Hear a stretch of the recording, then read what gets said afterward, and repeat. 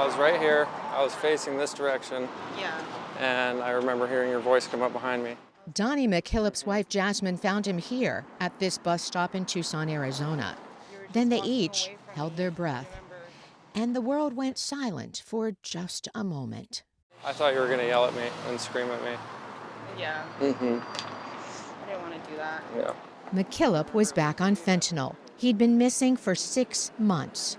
I turned to fentanyl because I couldn't find heroin, and it was easy to find. Fentanyl is cheap and potent, but the high is brief, leaving the user constantly on the hunt to buy more.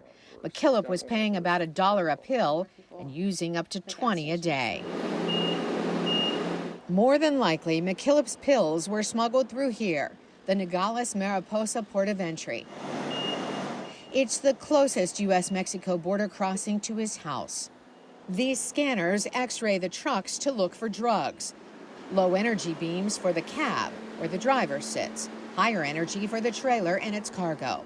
These machines were installed at this crossing last year.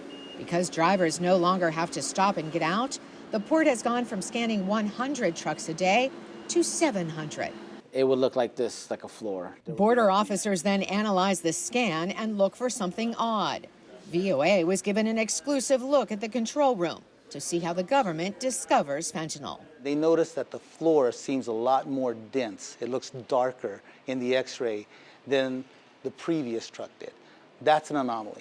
Each of these little squares is a packet of drugs. Now see if you can find the narcotics here. The round shadows are the cargo. It's a truck of melons. See anything out of place? The contraband is here.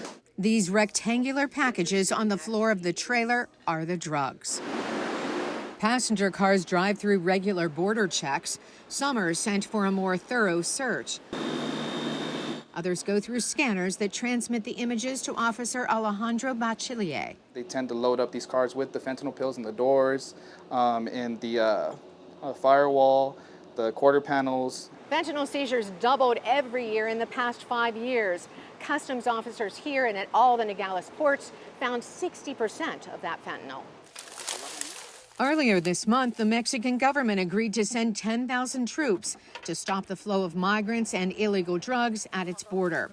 U.S. President Donald Trump brokered the deal in exchange for delaying tariffs on Mexico. Ramirez says the street price of fentanyl is reportedly going up. So that tells you that the demand is there, but we're hurting the supply. Did you show him?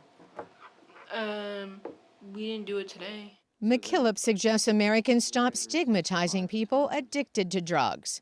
Once I realized that my family was there, my family still loved me, that hope was sparked again.